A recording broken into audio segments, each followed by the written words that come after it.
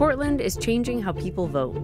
You don't have to vote for just one person. You can rank your choices. It's gonna feel different. Here's how it works and what it means. First, why are we doing this?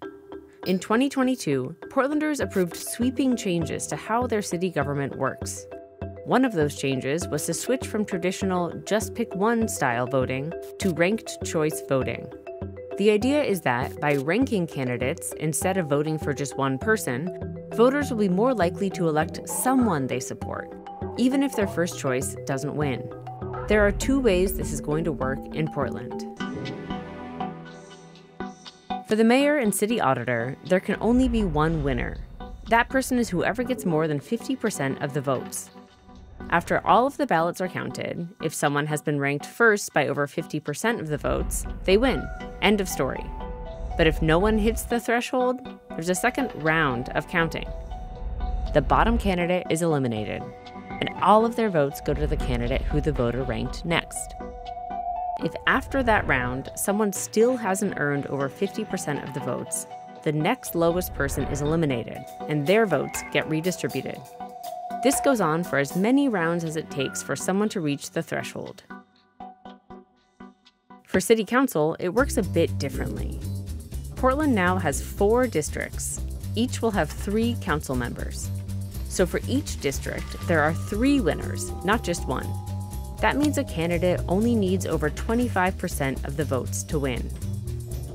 Why 25%? Because if 3 people have just over 25%, no one else can match them.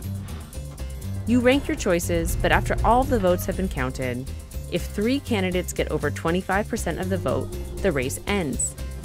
If no one passes 25% in the first round, the bottom person is eliminated and their votes get redistributed, and so on, like before.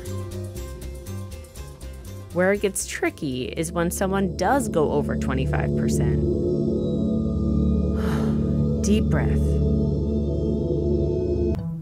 They've already won, but they might have more votes than they needed. Let's call them surplus votes. And since we're not just voting for one person, but 3, we need to somehow distribute voters' other rankings, like we do with losing candidates. But how do you pick which ballots get distributed? Each ballot that had the first winner ranked first might have a different choice for second, third, and so on. So if you just distributed the surplus votes to their next highest rankings, that doesn't really represent what all of the voters who voted for the first winner intended, just the voters who happened to be counted after the candidate reached the threshold. Which is pretty arbitrary. Or you could break up each vote. It's still one person, one vote.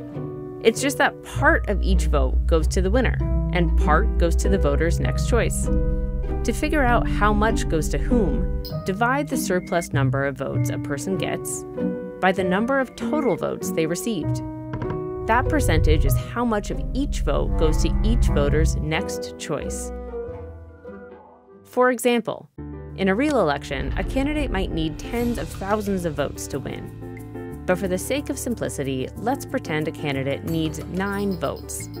And let's say they received 10 first-place votes. That means 10% of each of those 10 votes would go to each voter's second choice. And this goes on until there are 3 winners with over 25% of the votes. So what does this all mean? The biggest thing is that, like in every election, we won't have all the ballots to count on election night.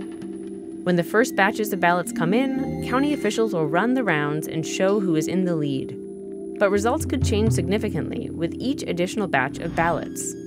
So it's very possible that we won't know the results until days after the election. For City Council, it also means final vote totals could have decimals because of how surplus votes are divided up. And finally, there's no margin of victory. You either win or you don't. There are no landslides or mandates implied by the final vote count. Similar voting styles are coming to Multnomah County in 2026. And statewide, voters will decide whether to implement ranked choice voting for all state elections with Measure 117. Check out our comic on that at opb.org/election.